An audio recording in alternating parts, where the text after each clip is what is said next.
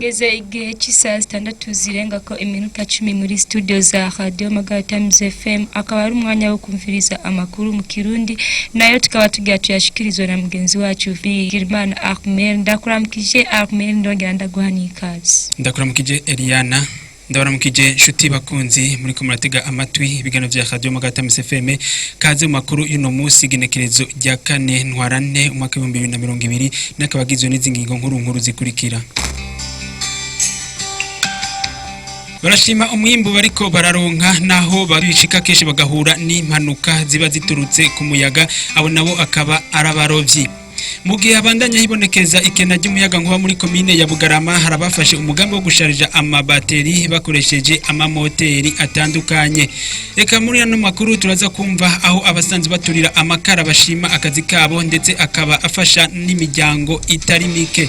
Mu buhinga bw'ivyuma turiko dufashwa na Richard Ndayizigiye mu kanya nido ryano makuru. Gwino muri sanze muri radio Magara Times FM. Ndasubiye kubaramutsa reka amakuru yacu tuyahere mu gisata c'uburovyi. Barashima umwimbu bariko bararonka abarovyi naho bakunze guhura n'impanuka zivuye ku muyaga nkuko bamwe mu barovyi babivuga ati simisi yose baronka umwimbu ushimishije. Ivyo navyo bakaba bivuga mu gihe mwijoro ryo ku munsi wa Mungu rishira ku munsi wa mbere bahuye n'umuyaga amato yabo akononekara ndetse bikanavuga yuko ari abarovyi bamwe batararonka irengero ryabo. Tega amatwi Nahimana Matayo hasanzwe ari umurovyi akaba yavugiye kuri mikro ya mugenzi wacu Jeremy ariko yimenyereza no kuri Radio Magara Times FM. Cyangwa bari kaze nakagonza karimwe buke imvura ikiraga cyagataga karahana buke cyeke imifundo no mwese ntabaye nyinshi nyaryari no mwese yari yameze neza buke oya no mwese ngira nta bintu byononekaye no mwese mwindi yaremeze neza mugano hari cyane cyo no bari umwimbo wari mwinshi gose imboga zariko ziriyongera ko imboga bariko barazica gose none haragitaza imboga zariko ziraboneka kwene Magara niyo minsi barazica mugubu uzasembiye mu gitaza niyo ziri kwe ingunza ko riteye twoshaka kugira ingorane nk'ayandi yaryari ingorane abaravyi barapfuye benshi bwatura zani zenga ziragenda turahakwa twese ibireti cyo dufasha kuduha imyambaro y'impuzu kugira abantu bagiye bazarabona. Reka amakuru yacu tuyabandanize mu gisata c'iterambere mu gihe habandanya hibonekeza ikena ry'umuyaga nkuba muri komine ya Bugarama harabafashe umugambi wo gusharija amabateri bakoresheje amamoteri atandukanye. Peresi asharija kongera akaba n'umufundi w'amabateri aravuga uko akora ako kazi nubwo bishika naho nyene ntibaronke uko babigenza mu gihe umuyaga nkuba utaba uri kurakora. Reka tumwumvirize vuge kuri mikro mugenzi wacu Emerine niyo kubgaye. Yose ni gusharija amabateri nkongera nkazikora mu gihe z'ikibazo. Yego turafise imashine dukoresha umuriro ugiye turi nazo yitwa generator uvuga umuriro ugiye dushatuyaca kugira ibati zigume zironka umuriro hama mu gihe naho ari izindi mashine nyene zifisha amavolume dukoreye kugira turegere umuriro kubera ibati kesi ni turonka izingana aho turonka nk'araho ziba nyinshi bazatukabanya rero ku mashine twaregere batiri nkeya gashyira kibiharuro bikari nyinshi tukaduza ibiharuro. Hariho ikintu citwa iborne irashobora kuzuka ku ibateri imaze kuzuka hari yindi ngenda kugura mu isoko nkasubiriza iyo yazutse canongera nk'ama neza kugira ibandanye ikora. Kabiri irashobora gutsika icumba hagati utuntu 6 tugize icumba ducamwe hagati utuntu 6 ducitse rero nanze nkashiraho utundi 6 nye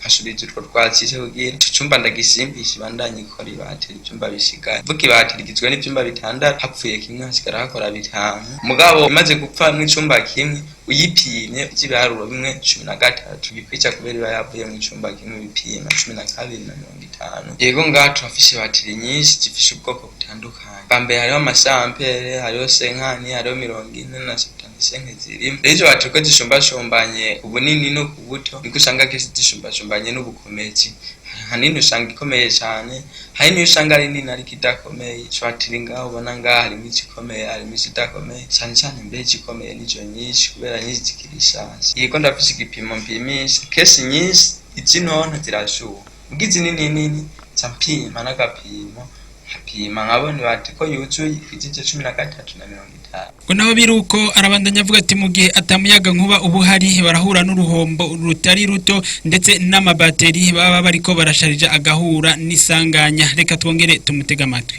Cyane cyane inyungu turayironka gusa nubwo bavuze ati kunguka bijanye no guhomba. Mu gihe dufishe umuriro turaronka inyungu nini cyane.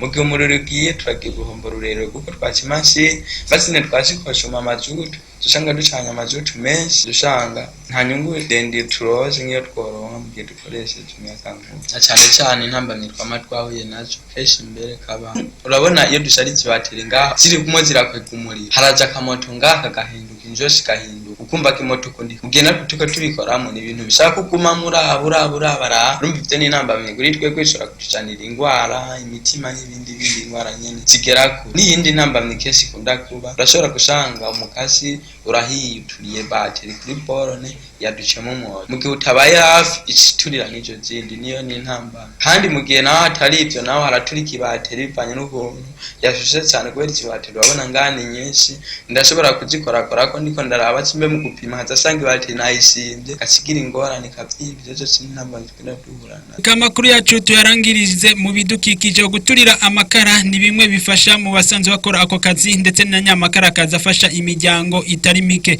Deo asanzwe aturira amakara hati akazi nakazi kamutungiye imiryango naho bishika kakabamwo uruhombo. Reka nawe tumumvirize akaba yavugiye kuri mikro mugenzi wacu Gerson Ndayizeye.